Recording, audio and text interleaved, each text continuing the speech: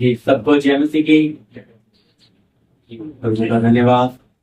प्रभु ने फिर से मौका दिया है आप लोग के बीच में उनके वचन में से सीख रहे थे। आत्मिक जीवन में रोकने वाली वस्तुएं, हम अपने विषय में जाएंगे। आत्मिक जीवन में रोकने वाली वस्तुएं, ठीक है ना। पढ़ लीजिए 2 कुरिन्थी 4 अध्याय का 7 वचन। हाँ जी, पढ़िएगा। परंतु हमारे पास वह धन मिट्टी के बर्तनों में रखा है कि यह असीम सामर्थ हमारी ओर से नहीं वरन परमेश्वर की ओर से है। जी, प्रार्थना। धन्यवाद पिता, इस विषय के लिए प्रभु जी आप जो सिखाते आ रहे हैं। पवित्र परमेश्वर, आपका आत्मा हमारे बीच में, हमारे मध्य है प्रभु। यहाँ बैठे भाई बहन बच्चे सबको प्रभु एक एक को आप अपने वचन की इस जीवन की रोटी को खिलाकर तृप्त करें। हमें समझ आने के लिए हमारी आत्मिक समझ और बुद्धि को खोल दें। प्रार्थना यीशु मसीह के नाम से आमीन। जी पढ़िए। परंतु हमारे पास वह धन मिट्टी के बर्तनों में रखा है कि यह असीम सामर्थ हमारी ओर से नहीं वरन परमेश्वर की ओर से है। जी, क्या लिखा है? परंतु हमारे पास ये धन कहाँ रखा है? मिट्टी के बर्तनों में। आगे और ये हम चारों ओर से नहीं, वही वचन वापिस पढ़। परंतु हमारे पास वह धन मिट्टी के बर्तनों में रखा है कि यह असीम सामर्थ ध्यान से सुनना है। ये मिट्टी के बर्तनों में रखा है, ये असीम सामर्थ हमारी ओर से नहीं वरन परमेश्वर की ओर से। परमेश्वर की क्या लिखा है इसके बारे में? असीम सामर्थ कहाँ रख दी प्रभु ने? मिट्टी के बर्तनों में। तो ये किसकी ओर से है? परमेश्वर की ओर। तो बेशक हम मिट्टी से बनाए गए, लेकिन परमेश्वर ने हमारे अंदर एक स्वर्गीय बीज और पवित्र आत्मा को अंदर रखा। किसको? पवित्र आत्मा को और स्वर्गीय बीज को। अच्छी तरह समझना। तो पवित्र आत्मा अकेला नहीं आता है। जब किसी के दिल में आता है तो वचन का बीज साथ में लेकर आता है। तो इसलिए क्या लिखा है? इन मिट्टी के बर्तनों में जो रखा है असीम सामर्थ, ये किसकी ओर से? तो परमेश्वर की ओर से, ये हमारी ओर से नहीं। तो पवित्र आत्मा किसकी ओर से है? किसने दिया? तो उसके साथ वो जो हमारे अंदर बीज भीतरी मनुष्य लेकर आया है, ये परमेश्वर की ओर से। तो स्वर्ग में जाने वाला ये मिट्टी है या ये असीम सामर्थ है ना। तो ये हमारे हृदयों में, हमारे मनों में क्यों डाला गया? ताकि हम उस मिट्टी के स्वभाव को हरा दें। किसको हरा दें? है ना। आत्मिक जीवन में रोकने वाली वस्तु। तो अगर हमें बढ़ना है तो रुकावट कौन बनेगा हमारे लिए? ये शरीर। देखो ध्यान से सवाल करना, अगर आपको ना समझ, एकदम धीरे धीरे बांट रहा हूं। तो रुकावट बनेगा हमारा शरीर। अब इसलिए अब जो प्रभु यीशु के हैं वो क्या करते हैं? हाँ जी, पढ़ा हुआ है ये वचन, पढ़ाने की जरूरत नहीं ना। जो प्रभु यीशु के हैं उन्होंने सात्विकता को उसके लालसा अभिलाषाओं के साथ क्रूस पर सुना ना। ये गए हफ्ते आपने ठीक है ना, रिकॉर्डिंग भी डाला है, सुन लेना चाहिए। तो अगर हम प्रभु के बनेंगे तब, मैंने आपको जोर दिया गया हफ्ते कि अगर प्रभु के बनेंगे तब हमें शक्ति। जब आप प्रभु की बेटी और बेटा बन जाएंगे तब आप रोगी के लिए जब प्रार्थना करोगे तो क्या देगा प्रभु? परमाणु। क्या कि आप में भी वो असीम सामर्थ रहती है, इस मिट्टी में रहती है। आप जब प्रार्थना किया आप सोचेंगे मैं प्रार्थना किया हूँ गिर गया कैसे, आप देखोगे मैं तो हड्डी मांस का वैसा ही हूँ, पर इस मिट्टी के अंदर पिता ने लिखा ये तुम्हारी ओर से नहीं है, ये किसकी ओर से है, पिता की ओर से है। अब अंदर रखने का उद्देश्य, भाई अंदर क्यों रखा है अजीम सामर्थ, तो ये अंदर इसलिए रखा है कि इस मिट्टी के स्वभाव को हराना, इस मिट्टी के ऊपर क्या पाना, जय पाना। इसलिए ना मत लिखा प्रकाश प्रकाश की 29 में, जो जय पाए वो मेरे साथ सिंहासन पर। तो कैसे जय पाएंगे, है ना, खिंचाव देखो कितना मजबूत होता है। पढ़िएगा आयु 4 का 19। फिर जो मिट्टी के घरों में रहते हैं और जिनकी नींव मिट्टी में डाली गई है जी, और जो पतंगे के समान पीस जाते हैं, उनकी क्या गणना। क्या लिखा है, लिखा है फिर जो मिट्टी के घरों में रहते हैं और जिनकी नींव मिट्टी में डाली गई है। नींव कहाँ डाली गई, मिट्टी में। और दुनिया कितने अद्भुत तरीके से आप सीखते आ रहे हो सृष्टि के बारे में। मिट्टी को गूंद कर उसमें पूरा मनुष्य का रूप बनाकर क्या किया, जीवित आदम को, आदम ने जन्म नहीं लिया, अच्छी तरह समझना, आदम सीधा ही बन बड़ा, लेकिन अंतिम आदम प्रभु यीशु मसीह ने ले लिया, लेकिन उसका भी माँ बाप कोई नहीं है।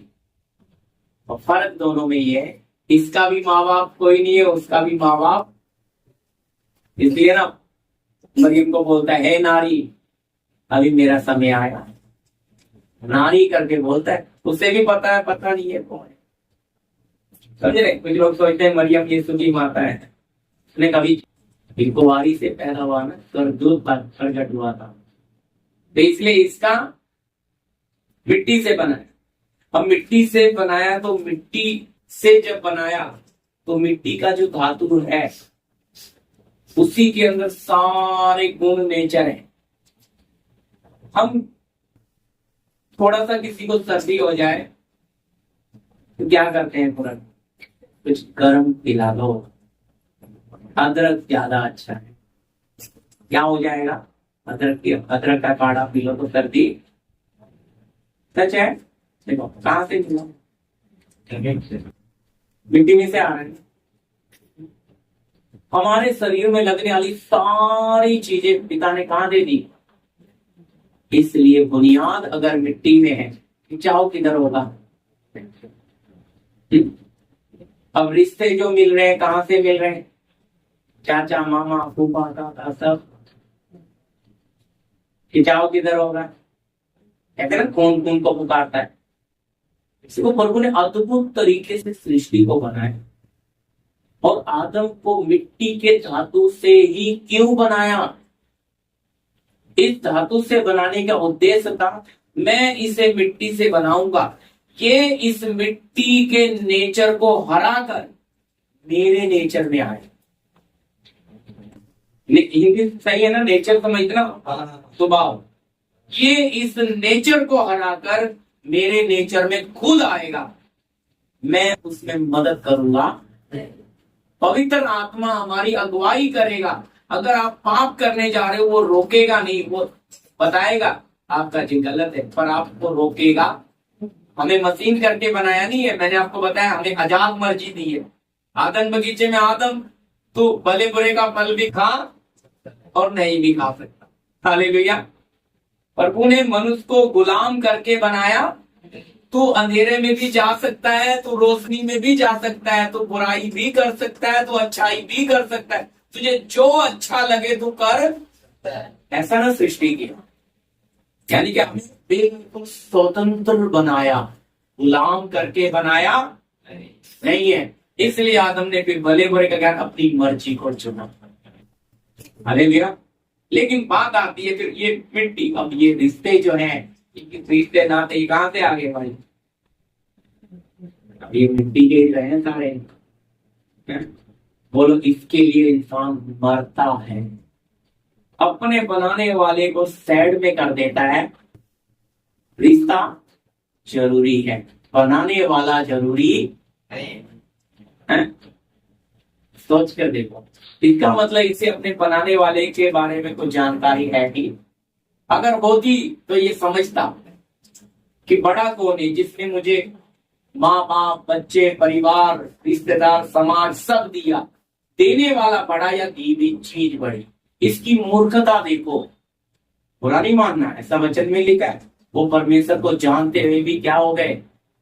मूर्ख। पहचानते हुए भी उन्होंने घृणित काम किए। रोमी 1 में लिखा, मैं पढ़ाऊंगा, इसे मैं नहीं जाना चाहता। परमेश्वर को जानते हुए भी उन्होंने सृष्टिकर्ता को छोड़ के सृष्टि की उपासना करनी पसंद, बनाने वाले को छोड़ दिया, बनी हुई चीजों को उन्होंने मानना। तो प्रभु को, और वचन में लिखा प्रभु को, प्रभु ने भी उन्हें उनके हाल पे छोड़। ऐसे ही जाके रोमी 1 अध्याय पढ़ लेना। परमेश्वर ने भी उनके हाल पे, उनके निकम्मे मन पर उन्हें छोड़ दिया। तो मन कितना मलिन हुआ। तब इस मिट्टी के स्वभाव ही से बाहर आना है।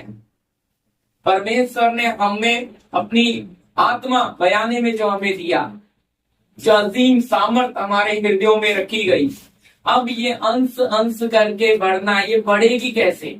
जैसे जैसे आप मिट्टी की बातों पर जय पाते हो, वैसे वैसे आपका भीतरीय मनुष्य बढ़ता जाएगा, आत्मिक विकास होगा।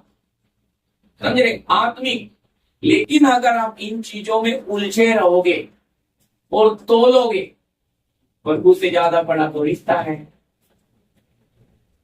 पुरानी बात है, रिश्ता देने, जिसने रिश्ता जोड़ा, जिसने रिश्ता बनाया वो बड़ा, जिसने आपको बेटा बेटी दी वो बड़ा। दी हुई चीज कभी बड़ी हो नहीं सकती। परमेश्वर ने अब्राहम को बेटा दिया, वायदा किया, 25 साल के बाद दिया, और फिर 13 साल के बाद मांग लिया। क्या हो रहा है? क्योंकि अभी 100 साल के बूढ़े को एक बेटा मिला तो वो इतना प्यार उसे करने लग गया। क्या करना है? जो स्थान परमेश्वर था किसको दे दिया? अब्राहम ने। ठीक लिखा है तुम्हारा हृदय प्रभु का, अब उसमें तो बेटा बन गया है। इसी को बोलते हैं मूर्ति पूजा। क्योंकि बाइबल में हम अलग सोचते हैं, वो मूर्तियां नहीं लिखा हुआ यहाँ। मूर्ति मतलब आप जब अपने बच्चों की मूर्ति अंदर बना लो तो खतरनाक है। प्रभु को पसंद नहीं है। वो कहता है ये मंदिर मेरा है, इसमें तूने कैसे बना ली मूर्ति? चल इस मूर्ति को हटा। तो 3 दिन का टाइम दे दिया ना अब्राहम को, 3 दिन का वक्त दिया ना। उत्पत्ति 22 में सोच ले, और नाम लिख कर दे। सौतेला बेटा भी है, दासी पुत्र भी है, कहीं उसको बलिदान कर देगा एक साथ, इसलिए नाम लिख कर दिया। क्या लिख कर दिया? इस्माइल या इसहाक? इसहाक को चढ़ाना है। और वहां शब्द क्या दिया? जिससे तू प्यार करता है, ये प्रमाण दिया। सबसे प्रिय चीज मांग ली। अब देखेगा बनाने वाला अच्छा लगेगा या प्रिय चीज देगा। और 3 दिन है तेरे पास, तू सोच ले तुझे बनाने वाला चाहिए या बनी हुई। ये समस्या। ये मिट्टी का स्वभाव क्या बोलता है पता है? नहीं, बनी हुई चीज में मन लग जाए तो निकलना बहुत कठिन है प्रियो। ऐसा लगता है कलेजा ही मांग लिया प्रभु ने, निकाल के देगा फ्रेंड, दिया उसे। पहचान क्या है? अब्राहम ने बच्चे के हाथ और पैर बांध लिए, अपने नौकरों को नीचे छोड़ा, लकड़ी लेकर ऊपर चढ़ा, बेदी बनवाई, और फिर बेटा बोलता है प्रभु सब कुछ है लेकिन बलिदान तो करो, और कोई इंतजाम करेगा। हाथ पैर क्यों बांधे? जब मैं इसको बलिदान करूं तो ये मेरा हाथ ना पकड़े, मुझे रोके। छुरा जैसे ही उठा, आवाज आई अब्राहम अब्राहम, मैं जान गया तू मुझे कितना प्यार। बोलो दिया। फोटो कहां से टूट गई? अंदर से तस्वीर टूट गई। अंदर से वो बेटा, वही तो चाहिए था। प्रभु को बेटा चाहिए था। प्रभु तो खुद अपना बेटा देगा तब मानव जाति का छुटकारा होगा। प्रेम तेरा बेटा देने से थोड़ी छुटकारा होगा। मैं अपना निज पुत्र दूंगा। सोचो, तेरे बेटा देने से कुछ होगा? और तेरे मन में वो रहना, उसकी फोटो बन गई तो मेरा स्थान किसी और को दे दिया। तो परमेश्वर को जाने वाली महिमा किसी और को दे, पर वो पसंद नहीं करता। वो जलन रखने वाला ईश्वर है, उसको देने वाली महिमा आपको उसको ही देंगे। हम क्या करते हैं? हम आदर महिमा दूसरों को इतना दे देते हैं कि प्रभु को हम साइड में रखते, और फिर दिक्कत आती है। हालेलुया।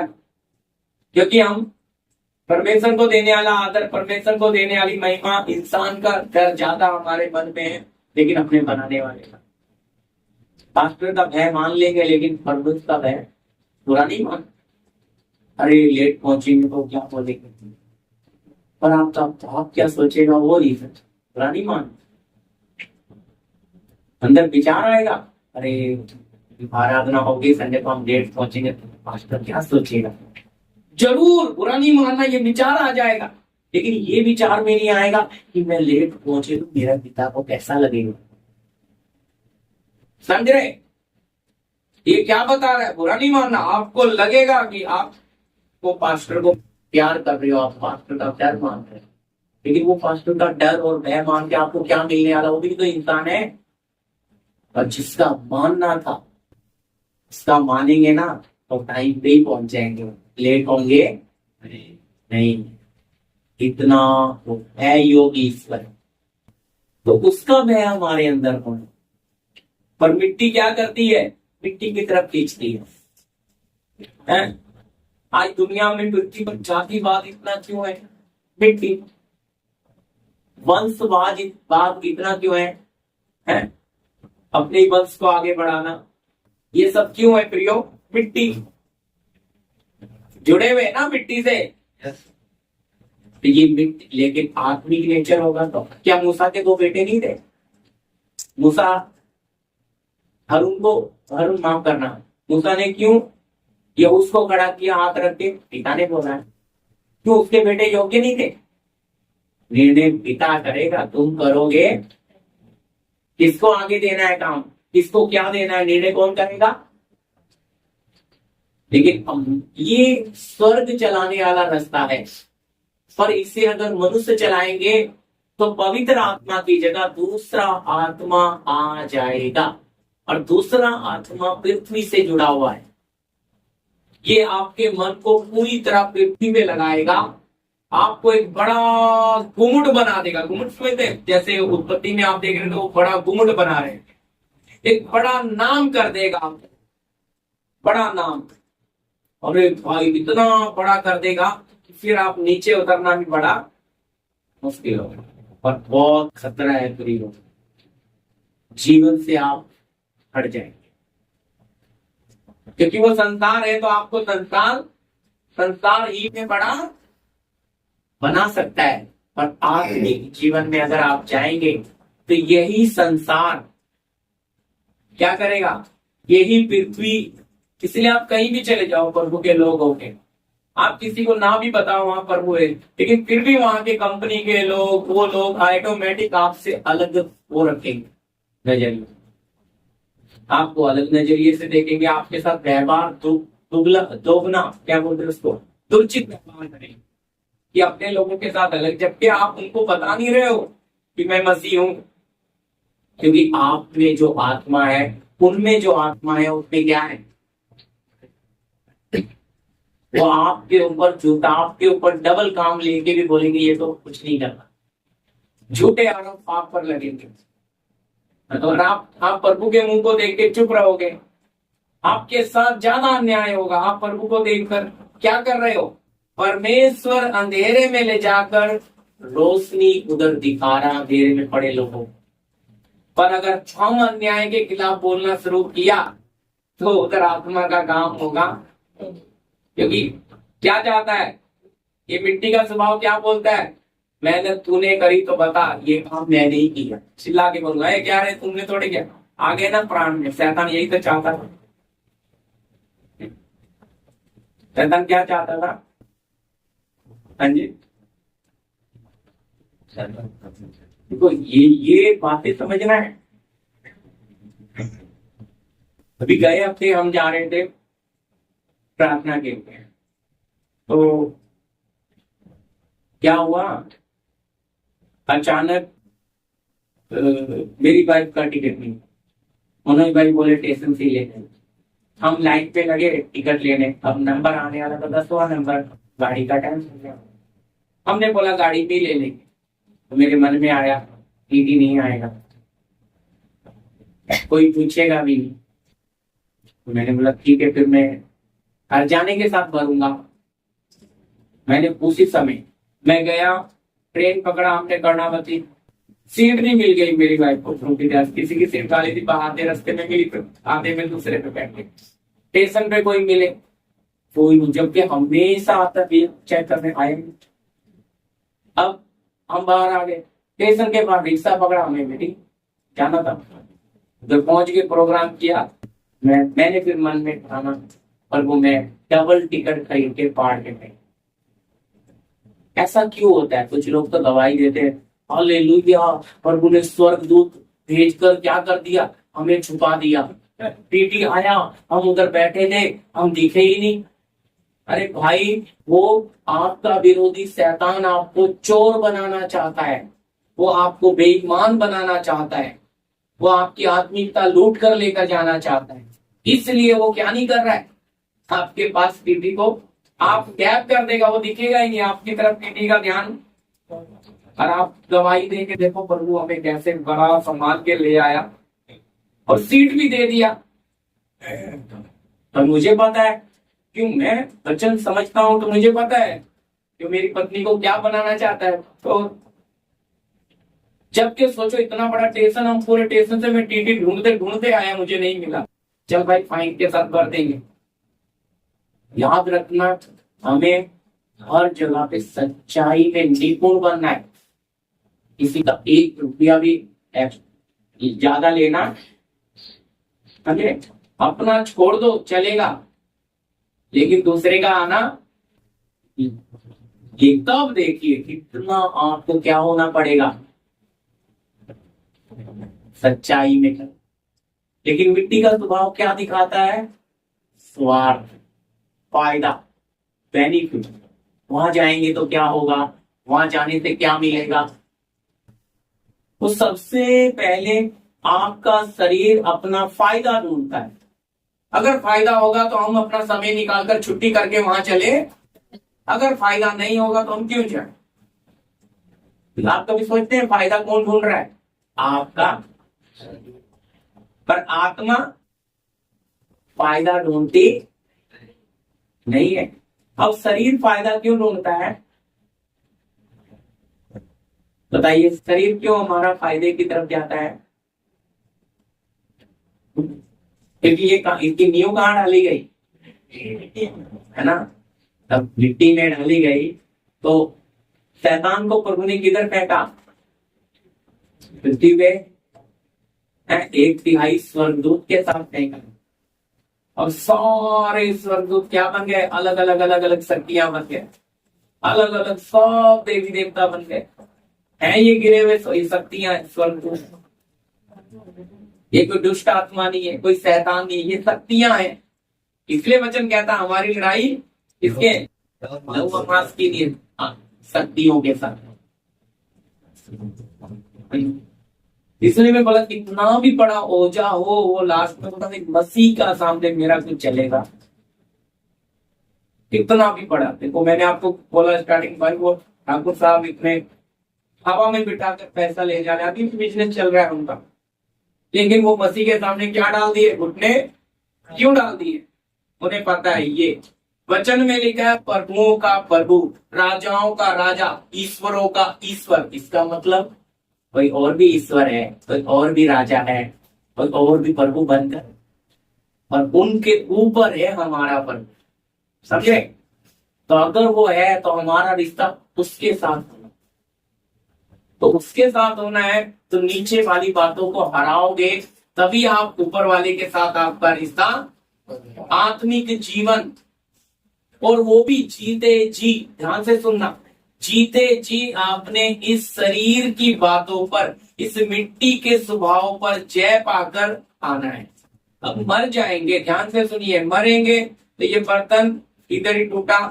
जैसे ही मैं मरा, मेरी पत्नी के साथ रिश्ता, बच्चों के साथ, सबके साथ, समाज के साथ, सब ये बोलेंगे जल्दी भाई मिट्टी को लेकर जाओ, नहीं तो क्या आएगा, बदबू आने लग जाए। समझ रहे? जैसे ही निकला, तो जैसे ही मैं इस बर्तन से निकला, मेरे सारे रिश्ते खत्म हो।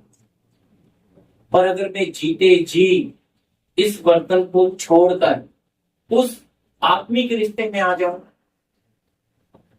आसान है। पढ़िए गलती 2 का 20, गलतियों की पत्री 2 अध्याय का 20।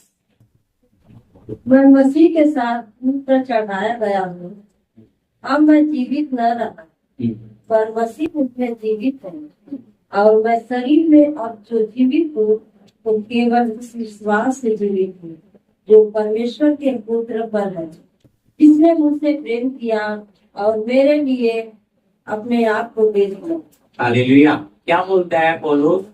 मैं मसीह के साथ क्रूस पर चढ़ाया गया हूँ।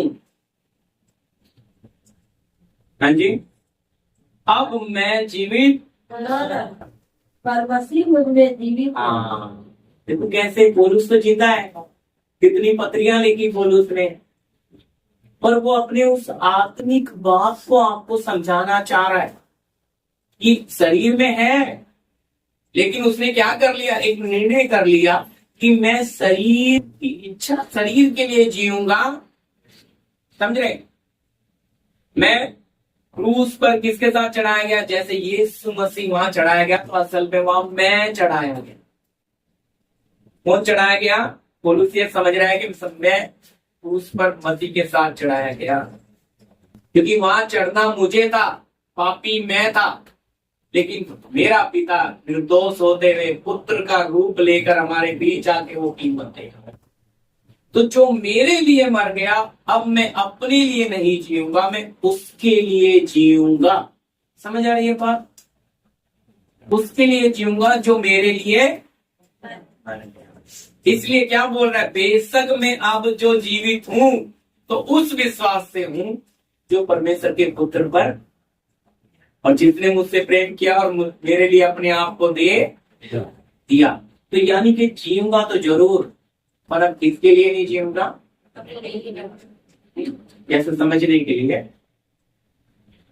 बड़ा पापा ना, जब पिलकुस की कचहरी में खड़ा किया गया, यीशु को कोड़े मारकर सब कांटों का ताज पहना के खड़ा कर, पिलकुस की पत्नी ने बोला वो धर्मी व्यक्ति है, तू उसके खून में हाथ। तो पिलकुस के मन में था मैं इसको छोड़ दूं, कोड़े मार, तो कोड़े मारकर उधर खड़ा कर दिया, क्योंकि साल में एक बार वो एक अपराधी को माफ कर देते थे। तो बोला एक तरफ यीशु को खड़ा किया, एक बार बरअब्बा। तो बोलता है तुम किसके लिए क्या चाहते हो, मैं तुम्हारे लिए किसको छोड़ दूं? तो सब बोलते हैं सिद्धार्थ को छोड़। एक सुर में आवाज आ रही है, कहता है फिर मैं यीशु को क्या करूं? बोलते इसको क्रूस पे चढ़ाओ। तो पिलकुस ने हाथ धोए, ऐसा ही हुआ ना। तो अब ऐसा हुआ, उसके बाद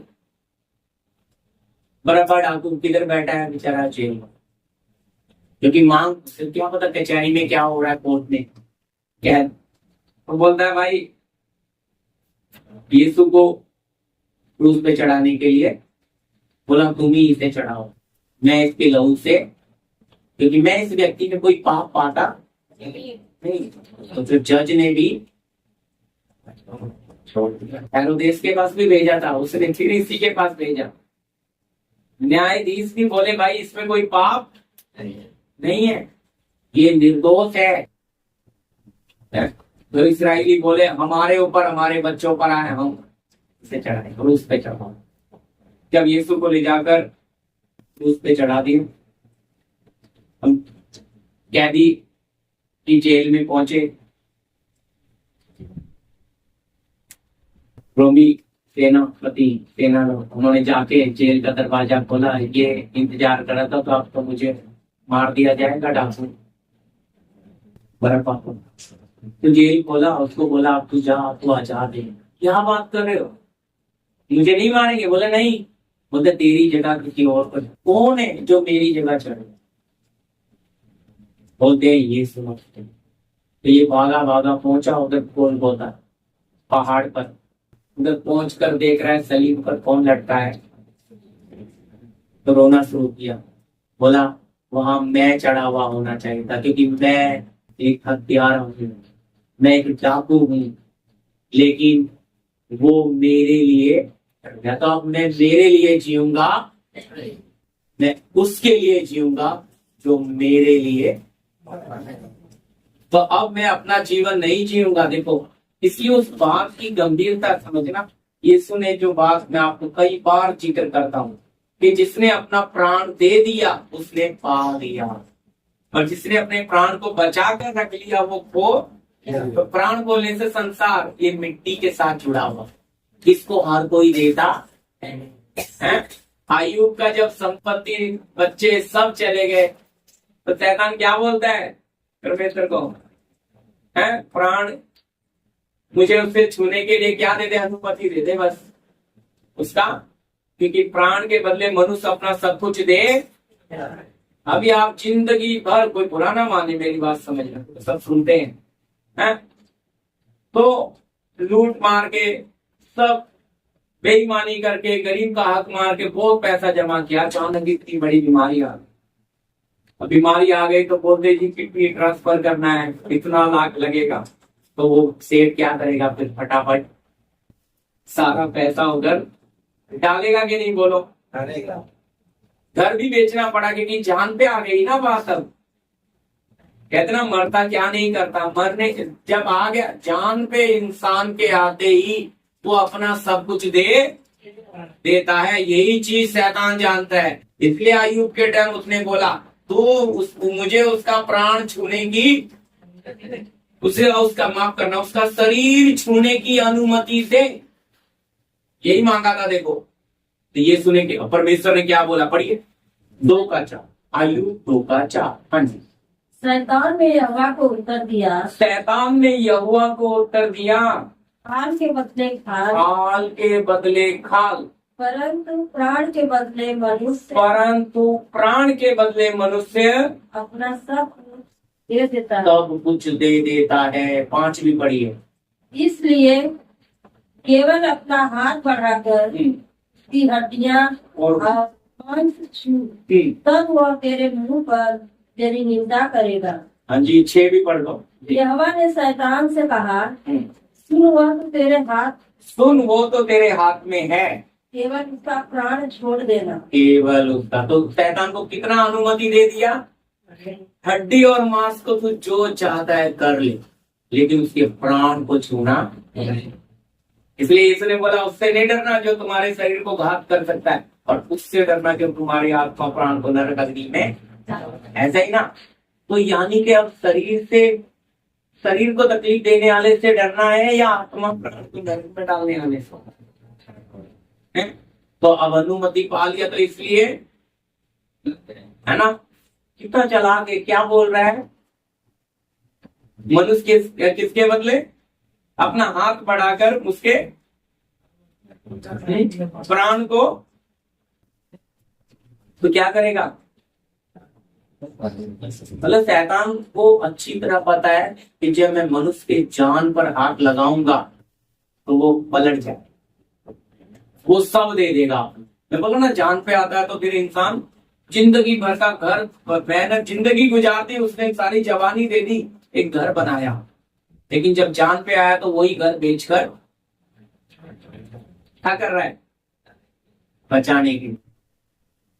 है कि नहीं, बोलो, ये सच्चाई है कि जब जान पे आता है तो इंसान सब कुछ दे, और प्रभु ने क्या मांगा, इसे ही तो मांगा है। ये कठिन है। प्रभु तो हमसे सब मांग, हम दान दे देंगे, इसलिए आज कलीसियाओं में दुकानें खुल गई, हम दशमांश दे देंगे। हैं? भाई दान भी अलग, उसका भी प्रचार अलग, दशमांश का भी अलग, और प्रोग्राम का भी अलग, तरह तरह के सीख में। और इनमें क्या फर्क है भाई, उन्हें, वो भी पापी हैं, वो भी नरक में जाएंगे। कैथलिक लोगों को भी उद्धार चाहिए, कैथलिक लोगों को भी छुटकारा चाहिए। वो कोई ईसाई है तो ठप्पा नहीं है, स्वर्ग जाएंगे। असल में यीशु की शिक्षा पर चलेंगे, इसलिए कैथलिक लोगों को भी बपतिस्मा चाहिए, पाप अपनाई चाहिए, जितने अन्य जाति को चाहिए उतना ही ईसाई को भी चाहिए। ये नहीं है कि वो ईसाई पैदा हो गया तो वो स्वर्ग में चला जाएगा। रास्ता पिता ने एक ही दिया सबके लिए, जो अपना प्राण वो उसे पाल। तो प्राण में क्या भरा है, संसार। संसार किसके साथ जुड़ा है, मिट्टी के साथ। हर एक रिश्ता किधर से आ रहा है, परमेश्वर ने आदम में से औरत को निकाला। देखो कहां से निकाला, आदम के अंदर से, मिट्टी से नहीं बनाया औरत को, आदम के अंदर से निकाला। इसलिए ना बोल रहा है मेरी हड्डियों में की हड्डी, मेरे मांस में का मांस। ये नर से निकाला गया, इसका नाम नारी होगा। कहां से, लेकिन आत्मा प्राण किसने डाला, तो पिता का ही है ना। पिता ने ना उसमें जीवन डाला। अभी हमारा एक अंग काट के ले लो, उसमें कोई जीवन रहेगा है? लेकिन पिता ने वो पसली निकाली और उसकी, और पिता ने उसमें भी वो रखा है जीवन। हड्डी मांस किधर से आया, कहां से आया बोलो, मिट्टी से ना बनाया परमेश्वर ने। हड्डी मांस मिट्टी से बनाया, इसलिए फिर मिट्टी में जाएगा ना ध्यान। मैं आपको बता रहा हूं, जितना लोहे और चुंबक में इतना खिंचाव नहीं होता, जितना ये शरीर वाले इंसान को इस पृथ्वी की चीजों से लगाव है, खिंचाव है। उसे हर चीज आकर्षित करती है, अपनी ओर खींचती है।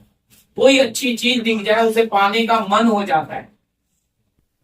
हर चीज बिल्कुल उस छोटे बच्चे की तरह, जैसे बच्चा मेले में गया, उधर अगर माँ बाप के पास पैसा नहीं है, फैल जाता है दोनों पैर फैला के, मिट्टी में मिलता नहीं, मुझे लेके दो, मुझे क्यों, उसे वो चीज, वो खिलौना उसे पसंद।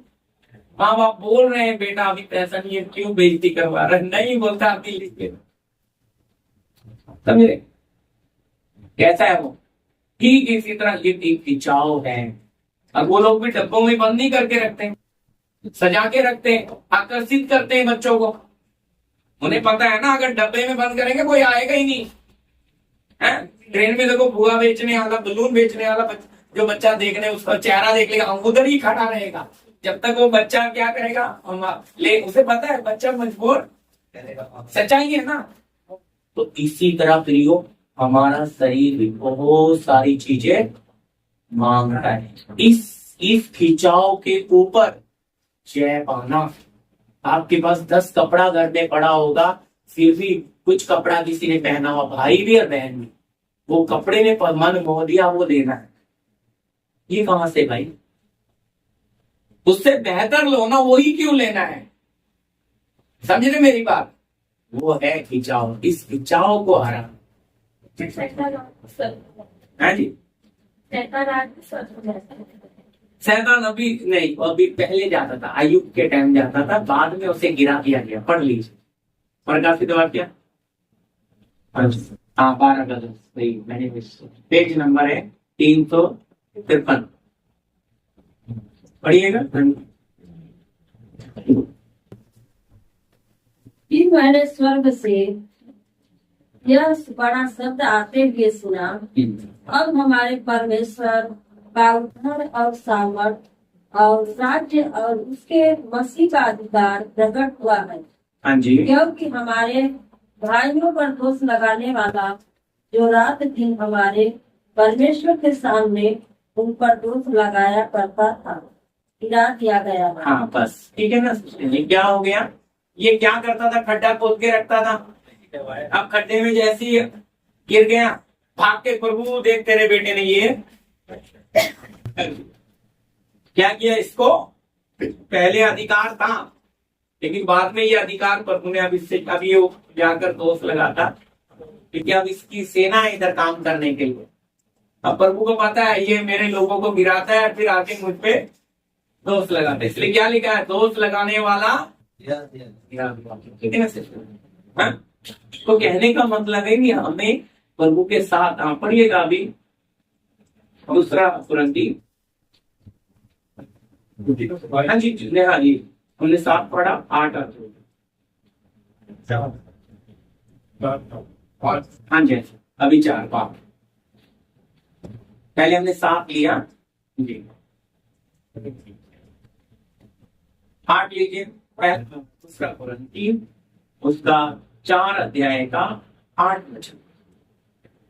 हम चारों ओर से क्लेश तो भोगते हैं, हम चारों ओर से क्लेश तो भोगते हैं, और संकट में नहीं पड़ते। संकट में नहीं पड़ते, निरुपाय तो है निरुपाय तो है, पर निराश नहीं होते। हालेलुया।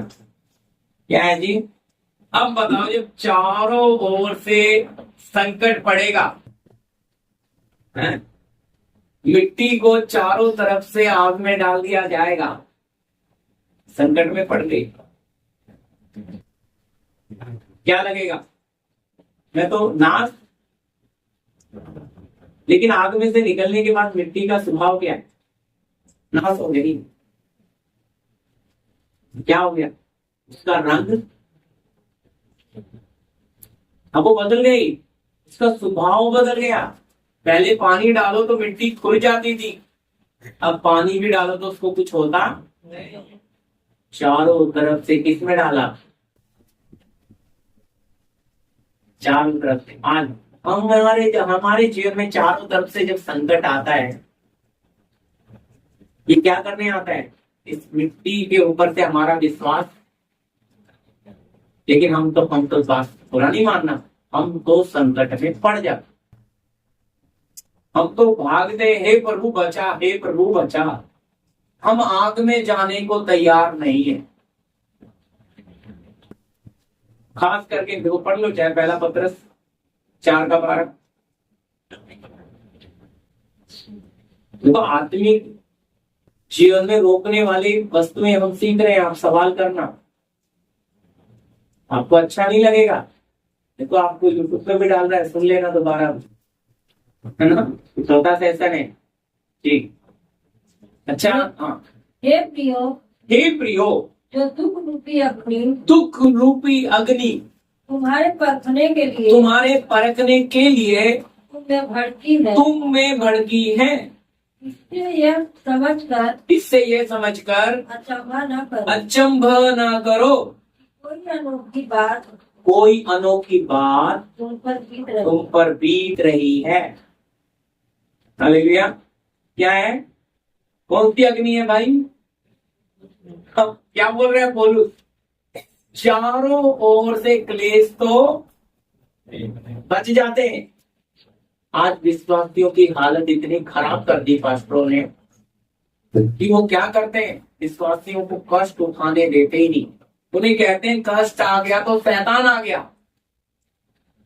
बुरा नहीं मानना। इब्रानी 12 घर जाके पढ़ना, 11 क्या लिखा है, प्रभु जिसे प्यार करता है उसे बोलो पुत्र बना लेता, उसे कोड़े भी लगाता है। और अगर वो ताड़ना तुम्हारी नहीं हुई तो लिखा है कड़वा, तुम व्यभिचार की संतान हो, तुम संसार की संतान हो, तुम परमेश्वर का बेटा बेटी। अगर वो ताड़ना तुम्हारी नहीं हुई, फिर नीचे पौलुस लिखता है जब हमारे शारीरिक माता पिता हमारी ताड़ना किया करते थे, हमने उनका आदर किया, तो आत्मिक पिता का बढ़कर क्यों ना, वो तो हमारे किसके लिए कर रहा है। 11 में कहता है वर्तमान में हर प्रकार की ताड़ना, शोक ही की बात नजर, पर जो उसे सहते सहते पक्के हो जाते हैं उन्हें धर्म का प्रतिफल। समझ आ रही है ना बात, है ना? तो भाई बाप हमारा आत्मिक अनुमति दिया है, क्या मेरे बेटे को जो करना है कर ले। अब चारों ओर से शैतान क्या कर देता है? अब शैतान क्या कर रहा है? हमें चारों ओर से, क्यों? अनुमति किसने दी? पिता ने दी। पर वो परिस्थिति आप पर असर नहीं डालेगी। आप तकलीफ में तो होंगे लेकिन तकलीफ आपको छुएगी। आप कष्ट में तो होंगे लेकिन कष्ट आप पर प्रभाव डालेगा। ये कैसे भाई? वही चीज तो पौलुस लिख रहा है कि मिट्टी के बर्तन में अजीम सामर डाली है। ये हमारी ओर से नहीं, ये परमेश्वर की ओर से है ये धन। हालेलुया। फिर नीचे क्लियर कर रहा है, कहता हम चारों ओर से, अब अजीम सामर्थ डाल दिया, चारों तरफ समस्याएं खड़ी करी ताकि मिट्टी को हराओ, मिट्टी के स्वभाव को हराओ, मिट्टी के नेचर को हराओ और स्वर्गीय नेचर में बदल। समझ आ रही है ना मेरी बात? पर हम क्या चाहते हैं? नहीं प्रभु, इस कष्ट को हटा दो, इस आग को हटा दो ताकि हम पक्के ना बने। प्रभु हटाएगा। हम कितना भी चिल्ला लें, कितना भी रो लें, उपवास रखते प्रार्थना कर ले, प्रभु इस समस्या को हटा दो। प्रभु बोलता है, भाई प्रदीप, ये समस्या मैंने इसीलिए रखी है कि तेरे अंदर से मनुष्य स्वभाव को बाहर, इस मिट्टी के स्वभाव को बाहर निकालना है। तेरे अंदर मुझे स्वर्गीय स्वभाव बनाना है। तो तेरे बोलने से मैं क्या नहीं करूंगा? काम करूंगा। इसलिए लिखा है, जीवते परमेश्वर के हाथ में पड़ना भयंकर है, वो दया नहीं करेगा। आप कितना भी चिल्ला लो, मिट्टी कितना भी कुछ कर ले, लेकिन कुमार के हाथ में पड़ गए तो कुमार उसको आकार रूप देकर ही बनाकर ही छोड़ता है। तो आपका मेरा परमेश्वर ऐसा कुमार है, ये हमारी नहीं सुनेगा। उसके मन में जो चल रहा है ना, वो आपको मुझे वो ही, हम कितनी ताकत लगा ले, कितना उसके रास्ते से भाग ले, उसे पता है इसे पकड़ना कहाँ है। छोटे बच्चों की तरह और बाहर पकड़े तो माँ भी परेशान हो जाती है, पकड़ नहीं पाती, चुप करके घर में आके बैठ जाती है। हाँ बेटा घूम घाम के आधे घंटे 1 घंटे में उसको पता है मम्मी को भूल गई, जाके पहले कड़ी लगाती है, और फिर ऐसा कोने में पकड़ के 1-2 बार मांगना था, अब तो अच्छे से बुलाई, तूने भगाया, तूने भगाया, अब वो सारा बदला ही ना, ताकि दोबारा क्या नहीं करेगा, भगाएगा। तो बाप भी ऐसे ही करता है, समझ रहे? इसलिए भाई वो आपको अगर बना रहा है तो बस चुपचाप पिता के हाथ में अपने जीवन को दें। वो हमारे भले के लिए कर रहा है, समझ रहे? जैसे हमारे शारीरिक माता पिता, ऐसा ही हमारा स्वर्गीय पिता भी, समझ रहा है? वो हम अपने बच्चों से कुछ लालच रखते हैं, बोलिए, जब उनकी ताड़ना कर रहे हैं, चाहे 4 लोग में हमारा बच्चा उठ पीट पाए, उसके लिए हम आधा पेट खा के उसकी पढ़ाई का इंतजाम करते हैं, उसको अच्छा पहनने का इंतजाम करते हैं। अच्छा, इसलिए तो लिख कर दिया, तुम बुरे होकर भी अपने बच्चों को अच्छी वस्तुएं, तो तुम्हारा स्वर्गीय पिता अपने मांगने वाले को पवित्र आत्मा क्यों करना? सोच कर देखो क्यों। अगर हम शरीर में, तो इन बातों को हराना, असल में इसके साथ एक प्यार भी जुड़ा है जिसे हम बोलते हैं शरीर का प्यार, समझे? अभी एक व्यक्ति के 4 बच्चे हैं, एक बच्चा बहुत प्यार करता है, गिफ्ट देता है, कपड़ा देता है, और 3 नहीं करते। 3 क्या करते हैं? वो बहुत ज्यादा करते हैं, वो चिंता करते हैं, प्रार्थना करते हैं, सब करते हैं, लेकिन 3 आत्मा में, 1 शरीर में। तो माँ बाप को मालूम है कौन सा अच्छा लग जाएगा? शरीर वाला, क्योंकि वो अपने साथ थे। लेकिन जो आत्मा में चिंता कर रहा है वो बड़ा है। याद रखना, आत्मिक प्यार, शरीर वाला क्या है? शरीर के पीछे जरूर कुछ ना कुछ क्या है? स्वार्थ छुपा है। आत्मा वाले में कोई स्वार्थ नहीं। तो मिट्टी में हमेशा स्वार्थ है। प्रभु चाहता है इस स्वार्थ से ऊपर आ जाओ। बेशक हमें मिट्टी से, इसीलिए तो इस धातु से बनाया, इसे हराकर ही तो प्रमाण करोगे कि मेरा बेटा और बेटी हो। तभी तो कह पाओगे। इसलिए लिखा जो जय पाए। हैं? हम कहेंगे भैया किस पे जय पानी है? शैतान पे। शैतान को तो आपका मेरा प्रभु उस पे हरा गया, सर कुचल गया, बस पूंछी बची है। असल में भेद ये है कि हमें हमारा बनाने वाला उस स्वभाव में बनाना चाह रहा है।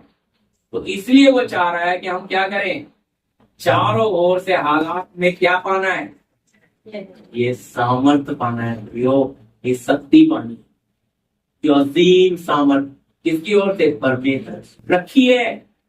मैं बोला आपको बोलेंगे प्रार्थना करो, आप एकदम घबराहट आ जाएगी। क्यों भाई? क्योंकि घर में क्या है, नहीं हो रहा। आपको क्या करना पड़ेगा? हम अपने बच्चों को गोद में ज्यादा समय क्यों नहीं उठाते? 3 साल तक उठाया, चौथे साल से उंगली पकड़ के चलाते हैं कि नहीं? 5वें साल तक कुछ बच्चों को गोद की आदत पड़ गई तो माँ 2 फटके भी मारती है, चल खींच के लेके चलती है, बाप भी चल, क्योंकि नहीं चलेगा तो अपंग हो जाएगा। बाप का भी सिस्टम यही है। अगर आप क्या नहीं करोगे तो कहता भाई फिर इसको ये सीधी तरीके से प्रार्थना, इसके ऊपर क्या करना पड़ेगा, चारों तरफ से इसे सेक देना पड़ेगा, तो ये प्रार्थना करनी समझ रहे ना। उसकी ताड़ना हमारे लिए सर का तेल है। याद रखना, कोई और नहीं है प्रियो, हमारा अपना बाप है। शैतान हमारे सर के बाल को भी छू, अपना बाप हमें मार रहा है। हम पड़ोसी के बच्चे को नहीं मार सकते, ध्यान से समझना, अपने बच्चे को मार सकते हैं, गलती करेगा तो क्या परमेश्वर हमें ऐसी शैतान को दे देगा? हर जगह शैतान नहीं है, कई जगह पे हमारा बाप ही हमें मार रहा है, हमें समझ। और क्योंकि सिखाने वाले सेवकों ने सिखा दिया, नहीं बीमारी है तो शैतान है, समस्या है तो शैतान है, आशीष नहीं आ रही तो शैतान तुम्हारी आशीष रोक के बैठा है। क्योंकि उनके पास वो आत्मिक जीवन का प्रकाशन जो प्रेरितों ने खोला। आपके सामने एक वचन रखना है, प्रेरितों की शिक्षा है, समझ रहे? प्रेरित ऐसा चलते, संत ऐसा चलते, और हमारा प्रभु यीशु मसीह भी ऐसे ही चल, और हमें भी ऐसे ही चलना है, समझ रहे? ठीक है, ये समझ आए? एक वचन और ले लीजिए, यहाँ रोक देंगे हम। इब्रानी उसका 13 अध्याय का 12 से 14 तक। अब हम थोड़ा सा और ये मिट्टी के बीच में रहने वाले लोग अगले हफ्ते इसमें से सीखेंगे। इब्रानियों की पत्री 13 अध्याय का 12 से 14 तक लिख लीजिए, अगले हफ्ते यही है।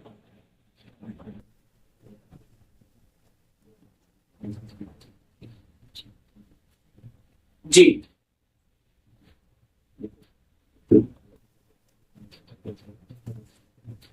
इसी कारण यीशु ने भी लोगों को अपने ही लहू के द्वारा पवित्र करने के लिए फाटक के बाहर दूध उठाया। जी, इसलिए आओ की निंदा अपने ऊपर लिए हुए छावनी के बाहर उनके पास निकल चले, जी, क्योंकि यहाँ हमारा कोई अस्थायी नगर नहीं, वरन हम एक आने वाले नगर की खोज में हैं। इसलिए हम उसके द्वारा स्तुति रूपी बलियां 14 तक, हाँ 14 तक। हाँ, तो अच्छी तरह समझना क्या लिखा है। इस कारण यीशु ने भी लोगों को अपने ही लहू के द्वारा पवित्र करने के लिए फाटक के बाहर दूध उठाया। कहाँ उठाया? फाटक के बाहर। इसलिए आओ उसकी निंदा अपने ऊपर लिए हुए छावनी के बाहर उसके पास निकल चले, क्योंकि यहाँ हमारा कोई स्थायी नगर, वरन हम एक आने वाले नगर की खोज में हैं। तो ये पृथ्वी पर रहने वाले प्रभु के संत क्या बोलते हैं? यीशु ने क्या उठाया? फाटक के बाहर, छावनी के बाहर। ये संसार में अगर हम चल रहे तो छावनी के बाहर जाकर यीशु ने क्या उठाया? कष्ट उठाया। आज बहुत लोग छावनी से बाहर निकलना नहीं चाहते। मैं आपके साथ ये अगले हफ्ते बांटूंगा ये क्या है, ठीक है? इसमें कोई सवाल है? अभी समझ आया है आज का वचन? ठीक है, प्रार्थना करेंगे। महान अपने रचयिता के पास आए हैं, हालेलुया। जो सारे संसार का स्वामी होते हुए भी अपने आप को इतना शून्य बनाया, प्रियो, दास का रूप लेकर कंगाल बनकर आया, सारी महिमा वैभव को छोड़कर प्रियो शून्य बनकर आया। हालेलुया, ताकि हम धनी हो जाएं। उसने अपना जीवन दिया ताकि हम अनंत जीवन पाएंगे। उसने अपना वस्त्र उतारा ताकि हमारा नंगापन ढका जाए। उसने अपने आप को हमारे छुटकारे के लिए दे दिया। हालेलुया, हमें स्वर्गीय धनी बनाने के लिए। हम जो अंधकार के शैतान के गुलाम थे, हम जो मन मर्जी से जी रहे थे, हालेलुया, हमें जो समझ नहीं थे, अपने बनाने वाले से दूर थे, उसी ने हमारा मेल करा दिया। हालेलुया, उस बनाने वाले के चरणों में आप और मैं आए हैं। पिता, हम धन्यवाद देते हैं आपके महान प्यार के लिए प्रभु, इस सौभाग्य के लिए यहाँ आकर जो बैठे हैं प्रभु, बड़े छोटे सबों की देह प्राण आत्माएं आपके हाथों में देते हैं। पिता, आप स्वर्ग से प्रमाण दे प्रभु, इन्हें नया बल और तंदुरुस्ती दे प्रभु जी, आत्मिक जीवन में उत्साहित करे मेरे पिता, आत्मा की भरपूरी दे मेरे प्रभु, उपवास में इन्हें दृढ़ बना प्रभु, शरीर में जो भी मलिनताएं, कमजोरियां, बीमारियां इनके शरीर में रह ना सके मेरे पिता, आपकी आत्मा की आग जलने दे प्रभु, समझ और बुद्धि आप स्वर्ग से उड़ेल दे मेरे पिता, आपकी पवित्र आत्मा इन एक एक जीवन में प्रभु पात्र में कार्य करे, जो अजीब सामर्थ्य आपने इन बर्तनों में रखी है पिता, प्रकट हो जाए पिता। आप एक एक जीवन को प्रभु आप परिवर्तन करें, आपके पवित्र लहू में इन्हें समर्पित करते हैं प्रभु, आपकी पाक पवित्र मर्जी पूरी हो, यीशु मसीह के नाम, आमीन। जी भाई सतमिंदर हमारे बीच में